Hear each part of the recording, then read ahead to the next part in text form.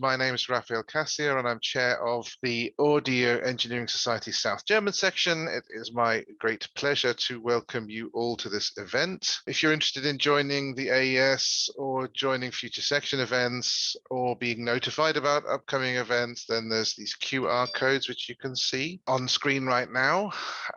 But without further ado, I'll invite Elena Shavalina, who is in charge of organizing these events, to say a few words and introduce our speakers. Thanks, Raphael. Hi, everyone. It's nice to see so many of you here from all over the world. Seen also some people from Gothenburg. Hi. Our topic of today is MPEG-H, audio immersive and personalized sound for next generation broadcasting, streaming, and music. And a little bit to the household, we will have the presentation done by the two presenters swapping. During that time, please feel free to post your questions in the Q&A. We can take them on to the Q&A session, which will be in another Zoom meeting. I will post the link in the chat after the presentation has started and also at the very end for those who join us a little bit later. And there you can just unmute yourself and switch on your camera, ask a question, talk to each other. This will be moderated, but usually it's just a normal conversation, which we encourage very much. And please also feel free to ask any questions you might have there. Okay, so our today's presenters are both from Fraunhofer IAS. Yannick Greve joined Fraunhofer in 2013 with a specialization in audiovisual media, and today he serves as senior engineer for audio production technologies, focusing in MPEG-H 3D audio. His research in 3D audio production and reproduction technologies has resulted in the publication of several papers on these topics. He is extensively involved as sound engineer in producing immersive music applications and MPEG-H immersive and interactive audio for major events such as European Athletic Championships, the Eurovision Song Contest, or Rock in Rio. His current role includes a close relation to major broadcasters and streaming service providers in Asia, Europe, and South America to enable MPEG-H audio in their ecosystems. Our second presenter is Christian Simon, also from Fraunhofer IAS. He's Diplom-Tonmeister and he joined Fraunhofer in 2016 as expert for AV production and accessibility solutions. He has over 15 years of experience in audio recording and post-production as freelancer, studio engineer, and founder.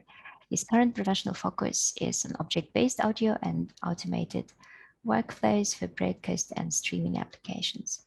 Christian is developing MPEG-H audio-related projects like Dialog Plus with German and international broadcasters and is in close contact with industry and partners bringing Fraunhofer IAS technology to the market. Okay. We're really happy to have you both here, and from now on the stage is yours. Thank you, Elena. Also, welcome from our side. It's glad to see so many of you here in the webinar interested in MPEG-H audio. So we are glad that you want to spend the next hour and a half with us together to learn more about this exciting audio technology. So first of all, what are we going to show you today? So first of all, we would like to give you a quick overview about the fundamentals of the MPEG-H audio system and also put that in context to other next generation audio systems and to point out the major advantages of MPEG-H audio compared to also legacy audio codecs. And then we go into the applications of MPEG-H. So immersive music, personalization, accessibility, and a next generation audio experience. And then we will also like to give you some hands-on sessions. So we are going to demonstrate you the tools live. This will be done using either stereo or binaural reproduction. So please make sure that you have headphones and especially wired headphones, as we sometimes saw a bit of issues with Bluetooth headphones and Zoom. And after all, yeah, we have a conclusion and a discussion where we're already looking forward to know about your experience with MPEG-H, with next generation audio, and answer all your questions. So, but without further ado, I would like to give you a quick demo, a small video. So for the next 1.5 minutes, this is kind of an introduction to what you can do with MPEG-H and for which application MPEG-H can be used. So sit back, relax, and watch this 1.5 minute video.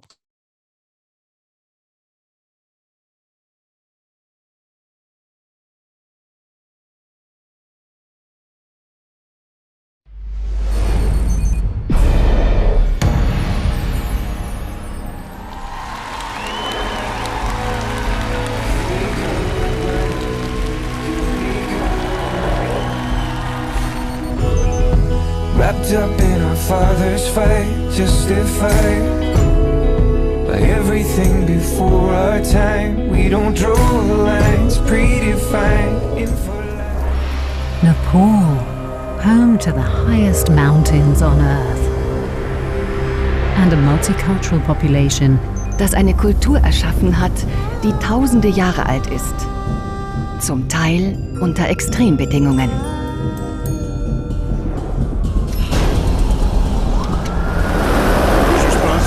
Investigation. Deputy Chief Italiano, NYPD, sir. Special Agent will take over from here. Anything unusual? Yes, sir, here is something you need to see.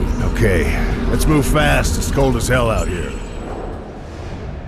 Unbelievable. A penalty will decide this year's World Cup.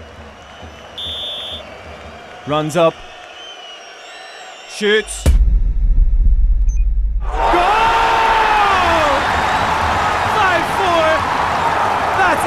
It's all over!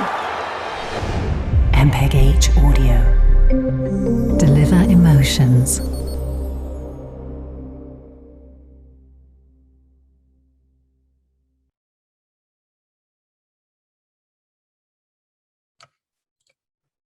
Yeah, so that was a quick introduction into the applications of MPEG-H audio.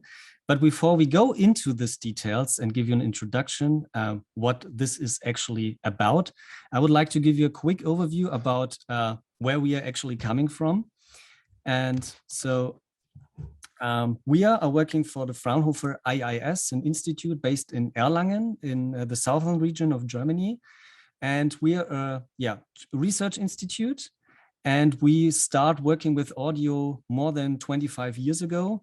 So we started with audio compression and audio reduction technologies, such as the MP3. So we are one of the main inventors of the MP3. But we also continued with other audio systems like advanced audio coding, the successor of the MP3 audio standard, high efficiency AAC, which is part of broadcast and streaming over IP services, voice over IP services, sorry. And now we are currently in the 4th generation of audio codecs. And there mainly we are talking about MPEG-H audio, the audio system we are focusing today in this session.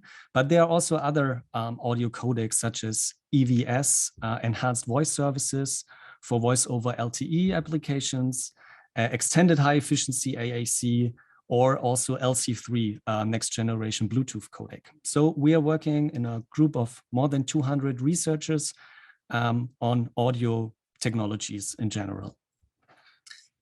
And now going back to MPEG-H, and this is actually just an overview that what we are talking here is basically something which was developed in a research institute, was standardized within MPEG, but it's a system which is used all over the world already.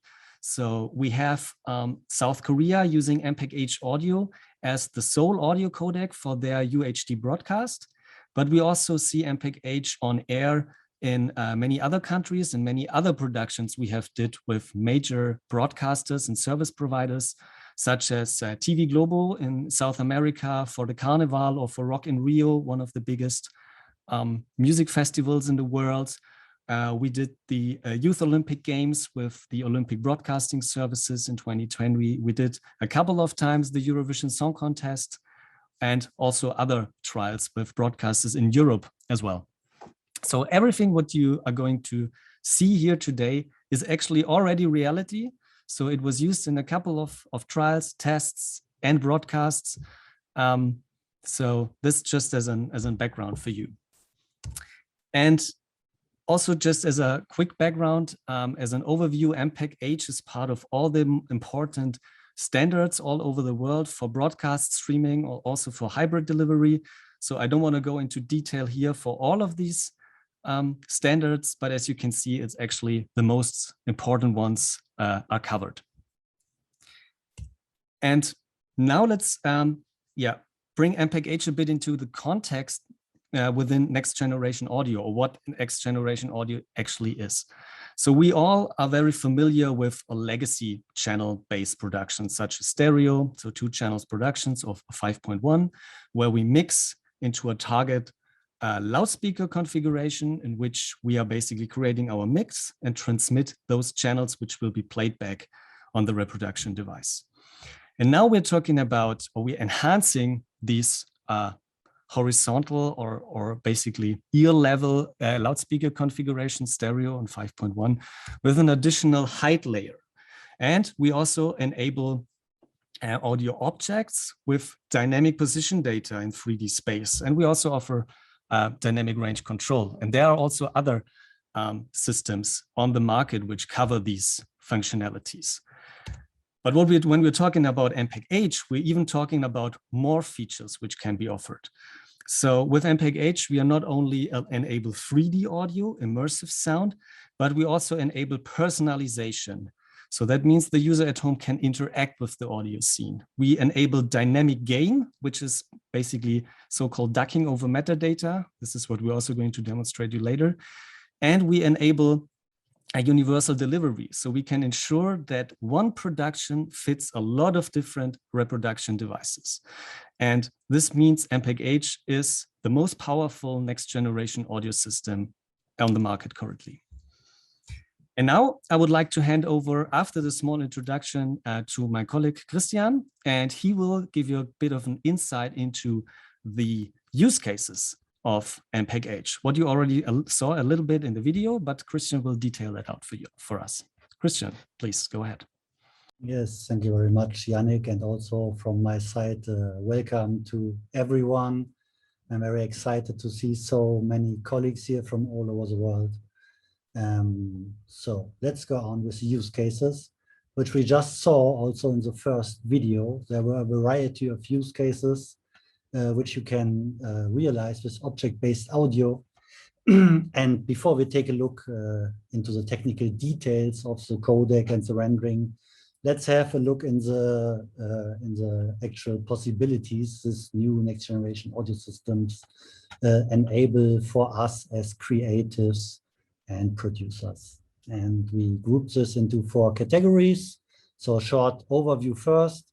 The first would be immersive music. This, as you all know, became a very hot topic in the last years. Several commercial services are available meanwhile, and there you are enabled to add 3D space to your music mixes, as you perhaps all know. And this is also possible for headphone playback. Yannick will tell you more details about this in a few minutes. Second use case, personalization. This means select your preferred mix as you like it and adjust it to your likings. Third point, accessibility. It's also a personalization feature, and improved accessibility can, for example, mean better speech intelligibility or an audio description preset. And last, a term which many know as NGA, Next Generation Audio Experience. This is an umbrella term for a collection of object-based audio features. Some of them are under the hood, so you won't see them, even if you produce it to improve the user experience without you or the user noticing it. So, for example, dynamic range control, advanced down mixing, or adaptation of the mix to the end user device at its best. And MPEG-H audio unites all these features in one NGA codec. So now I hand over to Yannick again, who will tell you something about technical details about immersive music and use cases. Please, Yannick. Thank you, Christian, for this quick overview about the applications. So now, yeah, let's go into the part of immersive music or immersive in general. What does that actually mean? So MPEG-H enables immersive sound, and immersive sound in MPEG-H can be delivered in several ways. So first of all, as a traditional channel-based approach, so that means we add additional height speakers or above or below the listener and mix into these channel formats and transmit audio channels, what we're all used to in stereo or 5.1 productions, but now with an enhanced height layer. Or audio objects, and audio objects are basically elements of a mix with metadata. And in this metadata describes a certain behavior of these elements, such as a loudness, position in the room, or also the time of being reproduced. And we also have scene-based audio or ambisonics, which is especially interesting for virtual reality or augmented reality applications. But MPEG-H combines all of them, and that means, for example, you can not only transmit within channels, but you can transmit channels as well as objects. And this is a very interesting feature, which we will detail later on in this webinar.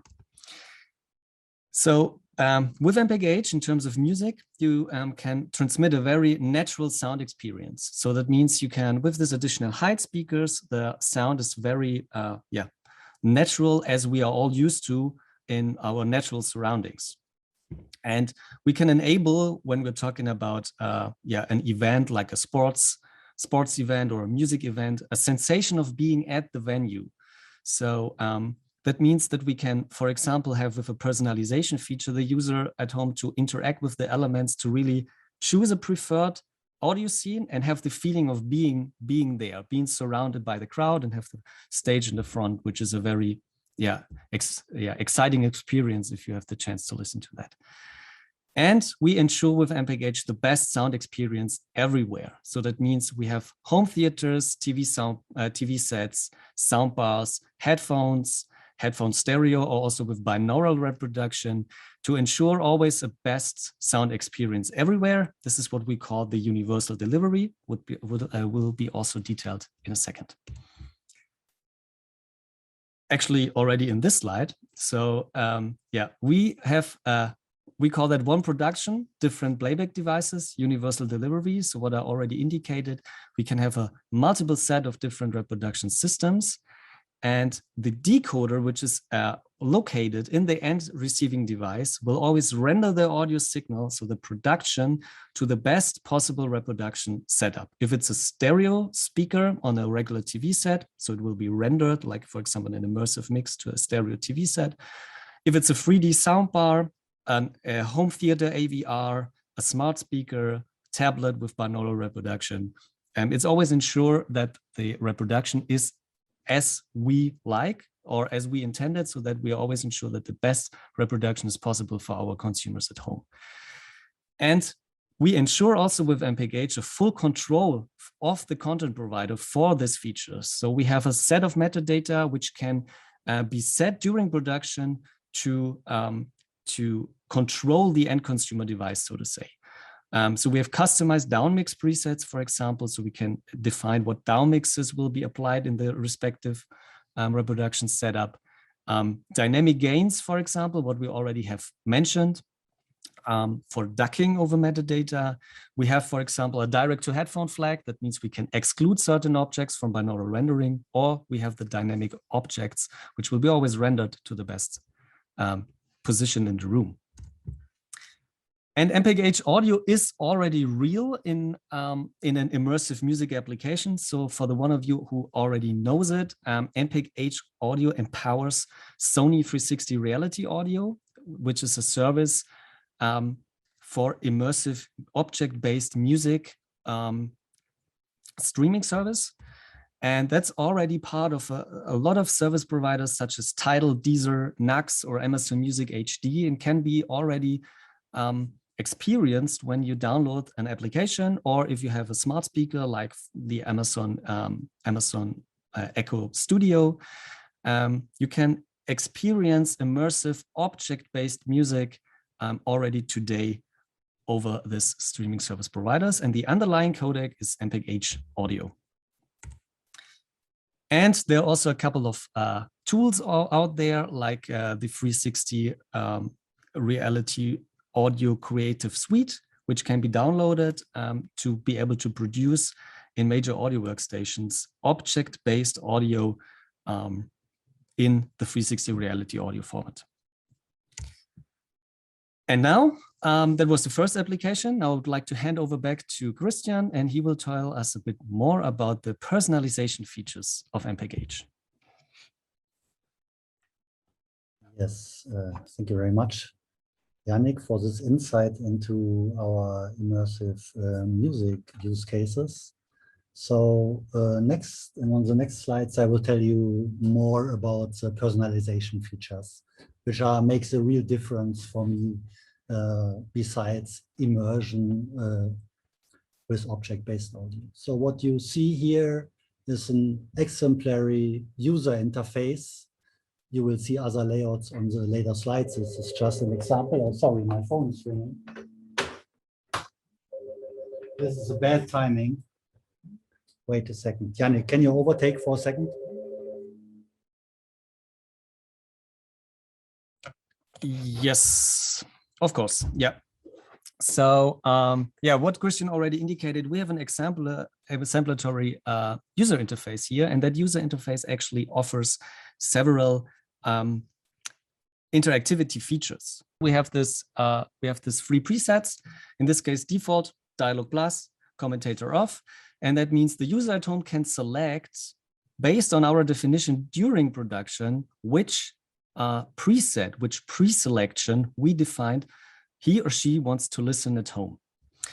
And this is a very easy interaction, but for all the enthusiasts out there, we can also offer some advanced features. And this is what we call the advanced menu, what you can see here. And the advanced menu give us the possibility to, for example, switch between different languages, which are enabled in our production, or also change the prominence using a slider. So we can actually change the level of an audio object to, for example, enhance the speech intelligibility. Or we can also change the position. And the position means, for example, the position of an audio description preset. And Christian will show that to us later. Christian, please take over again. Yes, I'm back. So let me share my screen. Do you see it again? Yes, perfectly. Perfect. Okay. So on this slide, you see three other exemplary OSDs. So you see they can look different. One on the left side used at the European Athletics Championship. There you see you can, for example, personalize the prominence of the voiceover, of the commentary. You can personalize the position of the commentary, left, right. You can select dialog plus presets, which we will talk about later. Then in the middle, you have the French Tennis Open at Paris with a TV OSD. And on the right side, you have the Youth Olympic Games with another individual user interface. So this is dependent on the OSD or end device provider and can be layouted yeah, as you like, so to say. So here you have another example for an iOS user interface. So for sure, MPEG-H works also on iOS and on Android devices. And what is important to say is that all what you see here, the presets, the interactivity ranges, and so on, the naming is all under full control of the producer or broadcaster. So it's defined during production. You can even enable or disable it during a live broadcast. And you can have multiple languages for labels. So the user can decide, for example, I'm German, so I want to have German labels. And if this is provided during authoring, we'll come to this later, Also, multiple languages for the labeling are possible.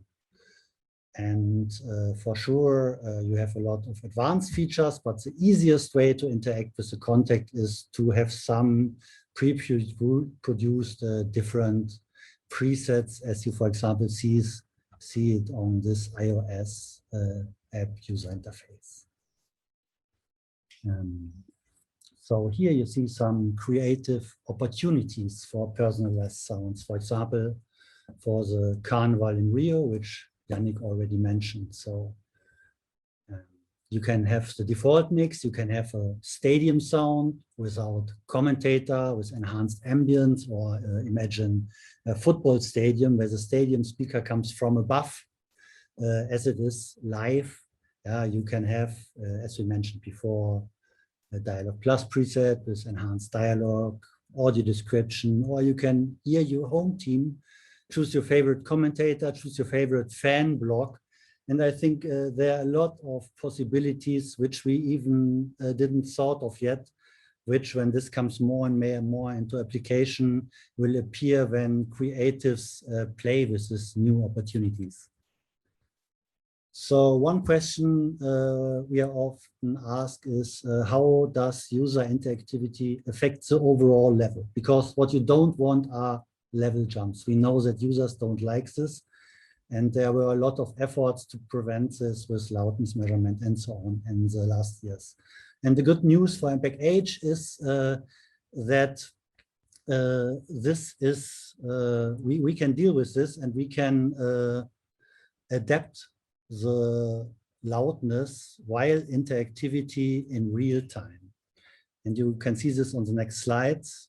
So normally, for example, if you would increase the prominence of the speaker, also the loudness would increase. But we have a real-time loudness adaptation, and this prevents level jumps. So in real time, the overall loudness is adapted, which means that the commentary, in the case where you would just increase the commentary volume, would stay almost the same, but the background sounds would be attenuated.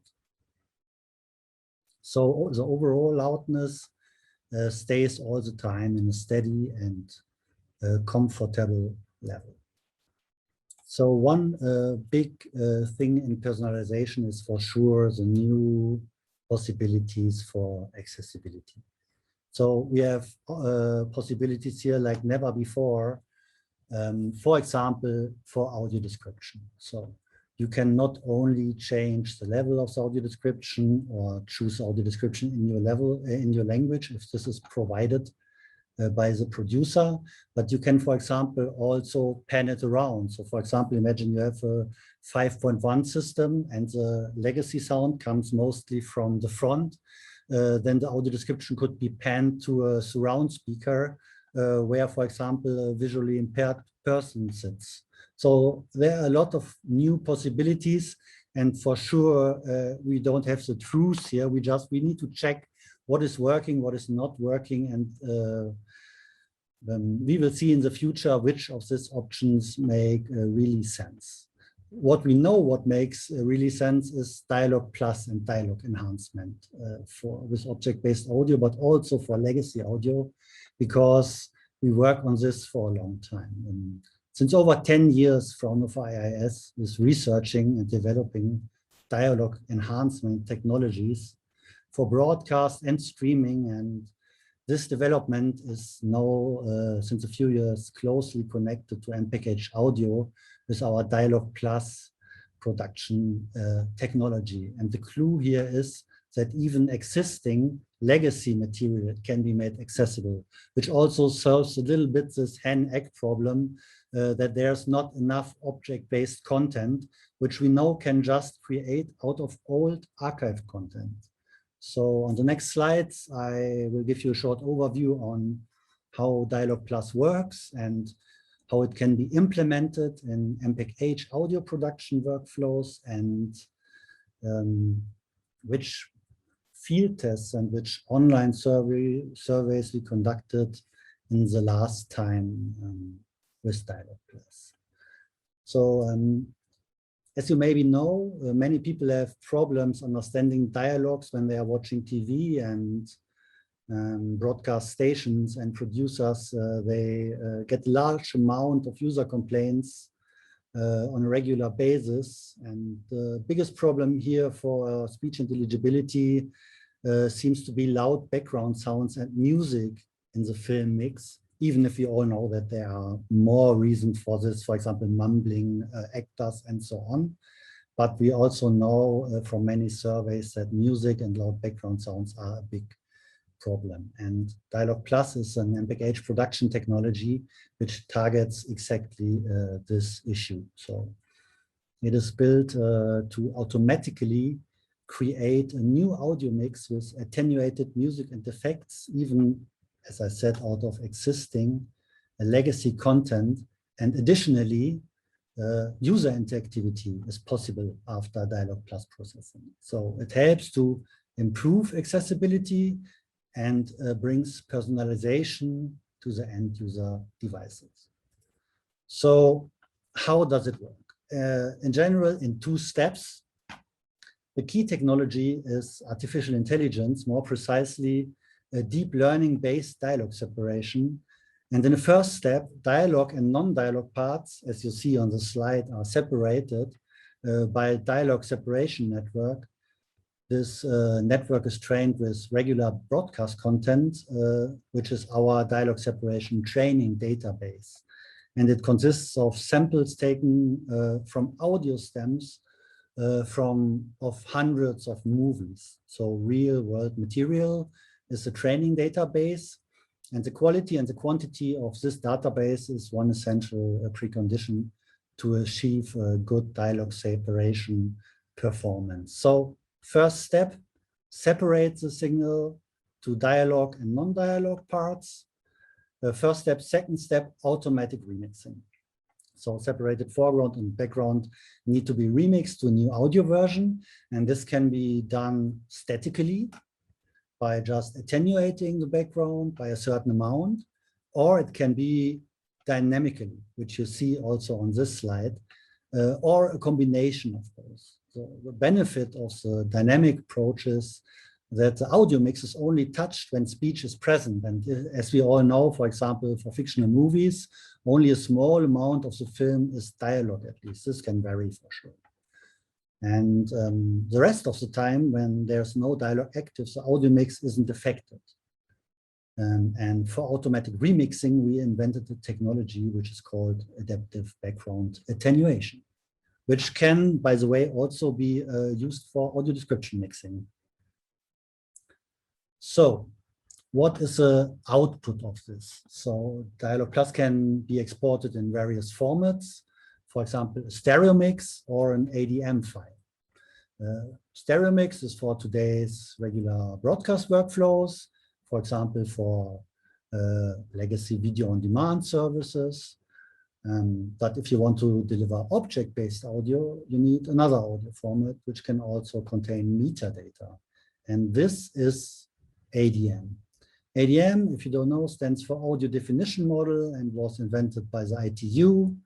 And it does not only contain audio, but all kinds of metadata like interactivity options, downmix parameters, dynamic range control data, and so on. And here, the separated dialogue and background are contained as audio objects. I will show this to you in a second. So again, stereo mix for channel-based workflows, ADM for object-based workflows. One other point which is important is the question file-based versus real-time processing. So deep neural network-based dialogue separation can be performed file-based or real-time. But also real-time applications for sure will work with a certain amount of latency, but much less for sure than file-based. And file-based processing, in our point of view, promises a better dialogue separation performance. But to cover all use cases, including live broadcast, for sure also high-quality real-time solutions are needed for today's workflows. But as we consider audio quality as essential for the acceptance of these automatic services, And the success of the services, we started with file-based processing, so we can later on this basis, develop real-time processing, and in the best case, as good as file-based processing. In the real broadcast world, there are already both scenarios in application. And on the next slides, I will show you or tell you something about field tests with Dialog Plus and an online survey, which we conducted with German public broadcasters in the last time. So let me drink a sip of water. So first, the first survey I want to talk about is an online survey, which we did starting in September last year. It was an online service we conducted in cooperation with the German public broadcaster WDR to assess user acceptance for a Dialog Plus feature. We had for the survey over 2,000 responses, and the participants could listen online to 3 film samples over the ARD player. There was a documentary sample, a sports content sample, and a Tatort, all with challenging audio mixes. And while listening, the participants could switch between the audio mixes, the original mix and the Dialog Plus mix, and after that they could answer our questions. I just want to point out 2 of the main questions because we have limited time here, but on this slide you see the question was, how often do you have difficulties in understanding speech in TV? And as you see, 68% of the participants had problems in understanding speech in TV often or very often, which underlines the importance to work on this point also with object-based audio, which is in our point of view, the audio of the future. And for sure, the percentage increases with age connected to age-related hearing loss. And the second slide I want to show you asks the question, do you like the possibility to switch to Dialog Plus?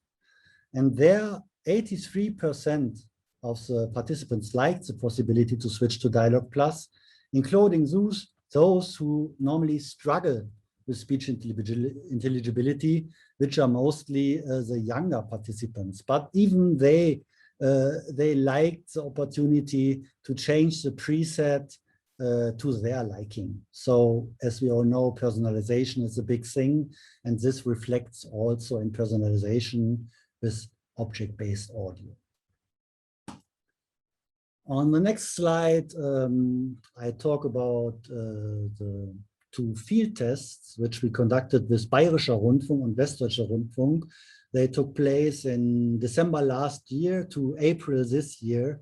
With WDR, we did a test on 3rd of Advent, so in December, over DVB.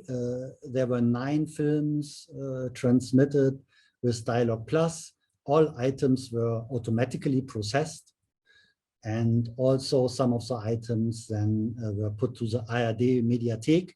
And if you today look for klare Sprache, which is clear speech in German, you will still find some examples which you can listen to. This was a great success for us, as much as the field tests we conducted with Bayerischer Rundfunk, so our home broadcaster, so to say, as we are placed in Bavaria, in south of Germany. So there we had another transmission way, which was HBB-TV. We offer 2 different Dialog Plus presets, which is possible over HBB-TV because this is synchronized broadband internet to the DVB transmission. So there was a weekly nature documentary transmitted, and later on also fictional movies, a very well-known German Tatort fictional movie. We got very positive feedback and good press coverage for the whole test. So enough said. Now let's have a look at the tool, and after let's have a listen to Dialog Plus. And for this, I will first share my desktop and show you our Dialog Plus demonstrator, with which you can process legacy stereo material to object-based audio. So give me a second. I stop sharing my PowerPoint presentation. And then I will... Yeah, and just while you are changing the screen, Christian, I just wanted to point out that this also demonstrates that you can actually enable next generation audio features also with stereo material. So you don't have to go the full way with immersive sound and a lot of interactivity features, but you can just take stereo material, what we are all used to produce, and enable a new experience for the user just with legacy material. Christian, go back, please. Yes, totally right. Do you see my screen now, Yannick? Yes, works perfectly. Perfect. So I open my Dialog Plus demonstrator, which is this tool. I don't want to go too much into detail, but just prove you how it works. So here I have a short mix, Magisches Island, a very nice nature documentary, which was kindly provided by WDR. I drag and drop it to my tool. I choose the output or folder. I would say Ordner in German, but it's folder in English. And then I go to process. And now in the first step, as I explained before, the signal is separated into foreground and background. And in the second step, it is remixed to a new file. And then if you use the legacy output, also the loudness is adapted to your target loudness value. So I don't want to take too much time for this. This is why I prepared it already in this pre-processed folder. And here I just want to show you first the legacy mix, which is just a normal, so to say, boring stereo mix. If you open it in Audacity, then we will prove, if Audacity opens, that it's just a normal stereo mix. You see it here, which is automatically loudness normalized to -23 and ready to broadcast. But we also have this ADM file. And if I open this, you will see more tracks. And on track 1 and 2, you will see the separated foreground, which is mostly dialogue. For sure, the separation is not perfect. So the separation is not 100% clear, but as you see, it makes a good job. And in the background, you see the separated background. So these are now 4 audio tracks out of 2, including a lot of metadata, which describes all what Yannick will show you in a second when he plays back this ADM file or an MPF file, which was converted out of this with our MPF player. Please, Yannick. Yeah, thank you, Christian. So I will share my screen quickly and hope that you can see that. So what you can actually see here is the so-called MPEG-H production format player, which is a tool, part of the MPEG-H authoring suite. I will show you that also in a second. It's a free tool. You can download it for free from our website. And what I'm doing now actually is taking the file Christian has provided. We combined it into a video, so like put the audio back with the video, and I put this now into this player, and this player can read the MPEG-H metadata. So it opens a plugin, which is part of the production format player. And now let's listen to the item. So you can see we have a foreground, we have a background, and in a second the audio will start. And I will switch between the different presets. In Island reihen sich Vulkane aneinander wie Perlen auf einer Schnur. In den Bergen und Tälern kocht der Boden. So that's the regular default mix. Und brodelt. Überall lauern Explosionen.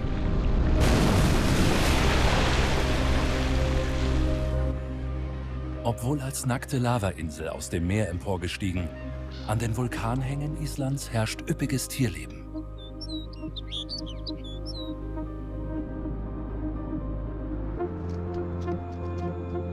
Ob in eisigen Höhen oder abgrundtiefen Spalten, die davon erzählen, dass die Erde hier auseinanderreißt, Island ist ein Naturparadies. Was ist das Geheimnis der Pflanzen und Tiere, die hier leben. And here you can actually see the dynamic bed attenuation. So that's the attenuation of the background in order to preserve the loudness level, even if you switch between default and dialog plus. So I hope that gave you a bit of a background and a bit of an impression of what you can do with Dialog Plus. Of course, the Zoom audio quality is not perfect to judge the quality, but if you want to test that out, then please contact us, and we are always happy to give you the possibility to test the tool.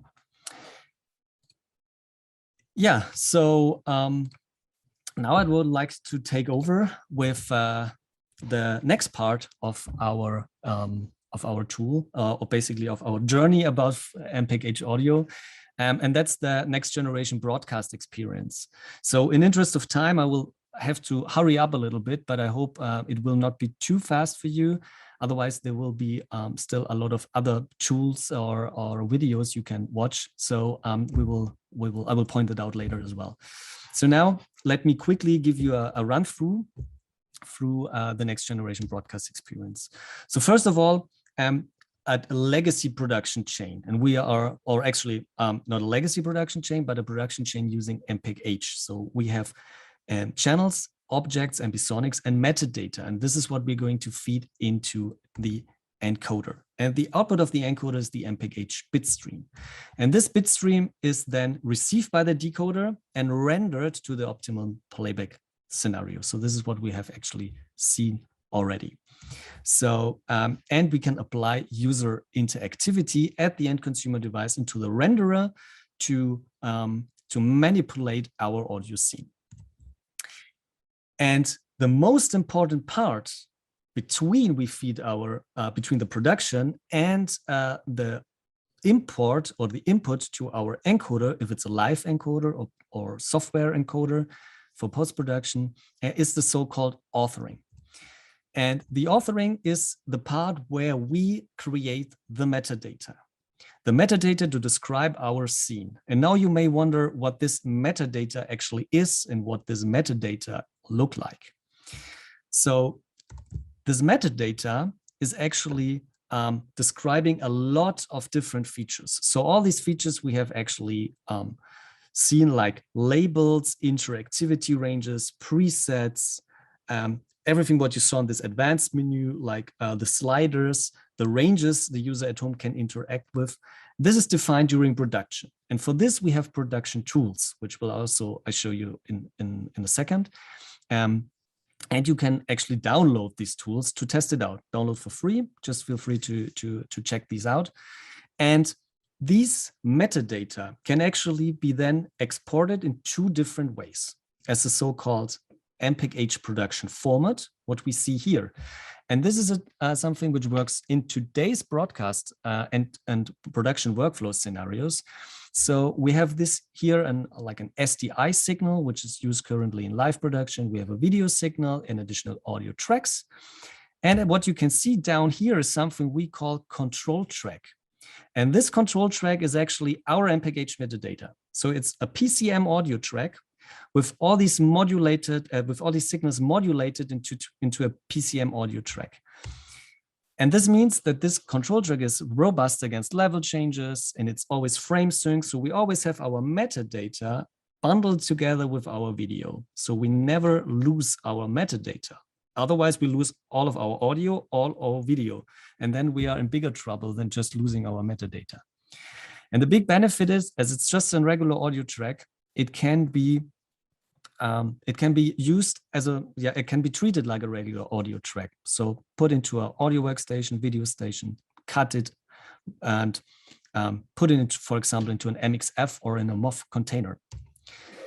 And that's again like a small slide here, which shows the sync of the metadata frame corresponding to each video frame. So that means for each video frame, the metadata will be repeated. So that means also if you just lose a metadata track, the encoder will not care about that.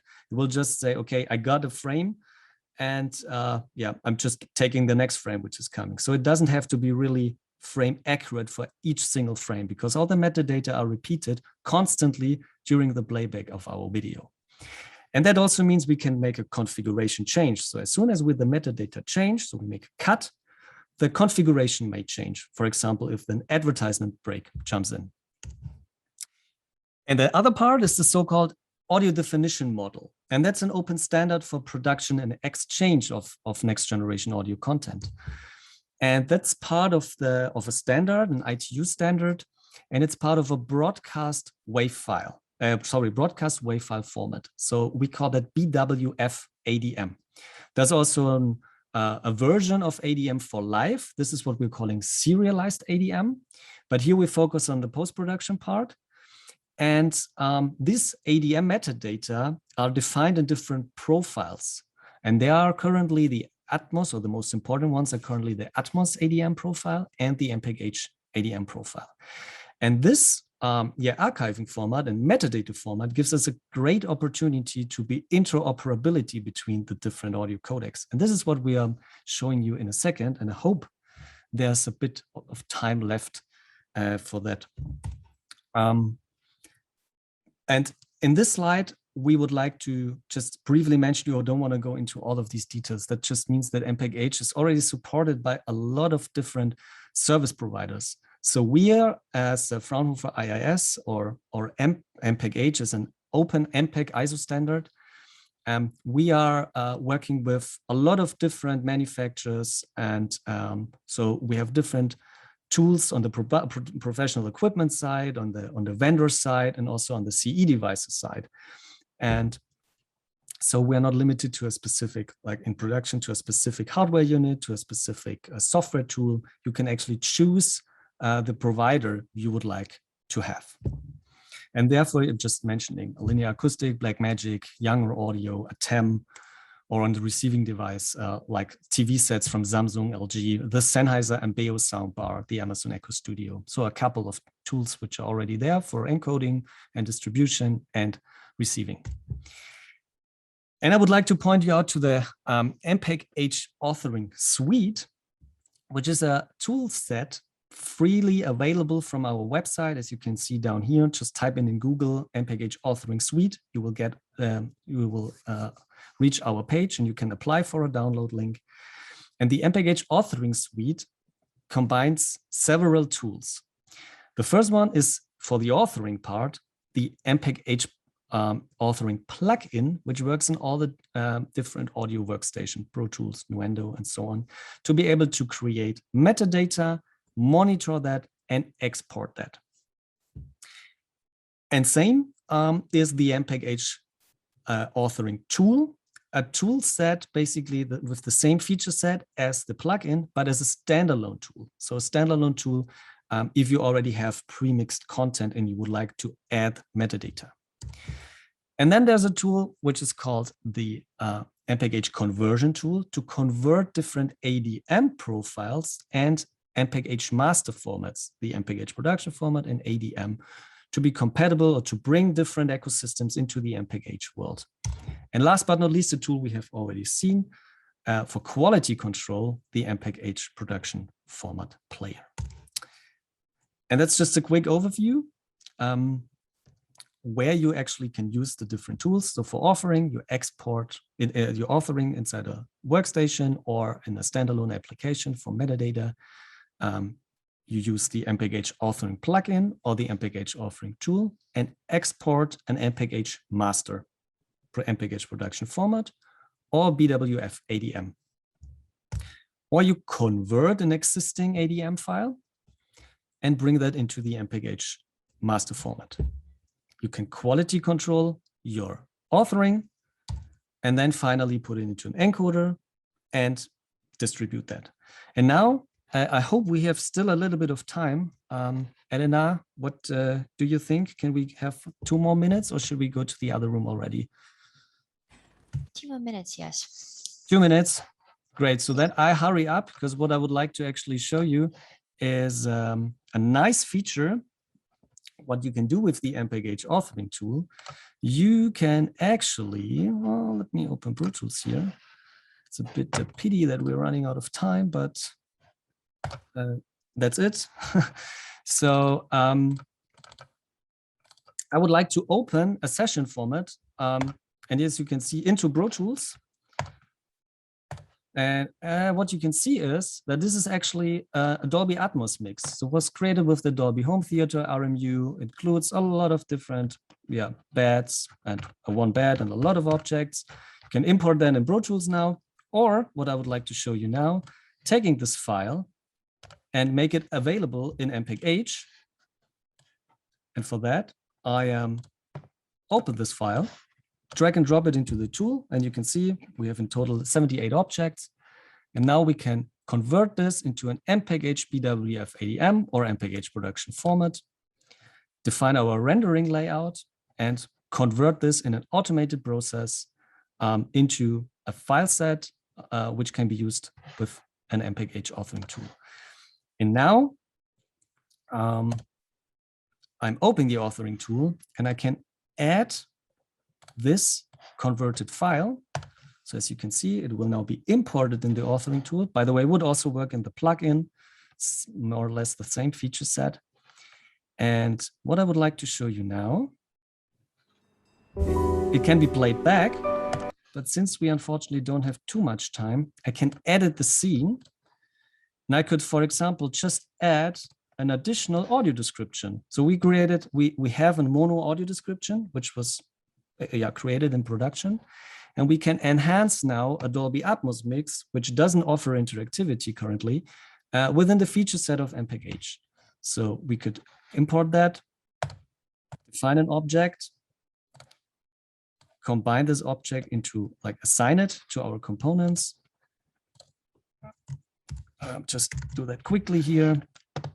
Go into presets, define a preset, add that preset, add that component into our preset mix, monitor that, and now we will have basically a mix in 714 with additional audio description. Yeah, and so as this was a bit fast, there are also a couple of tutorial series. So there we're going into very detail about all these production steps. So please go there, check that out. Then you will figure that out how it actually works. There are also other tools like the Spatial Audio Designer supporting MPEG-H audio. There will be more tools coming in the future, like for example, 3D reverb by Fiedler Audio. All of this also works in live with tools from Jünger and Linear Acoustic. And also there's a tutorial series for that.